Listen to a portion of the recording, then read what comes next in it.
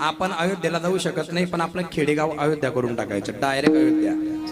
सगळ्या घरांमध्ये दिवे, डायरेक्ट दिवे दिवे लावायचे, मस्तपैकी रांगोळी काढायची, मस्तपैकी सजायचं, नटायचं पुरुषांनी. आणि पोरांना सांगणं, पोरांनो अशी भव्य दिव्य दिंडी काढायची, कारण 400-500 वर्षाच्या नंतर रामचंद्र अयोध्येमध्ये येत आहेत. 500 वर्ष झालेत. सगळ्यांनी आपल्या घरामध्ये एक गाणं होम थिएटरवर लावायचं.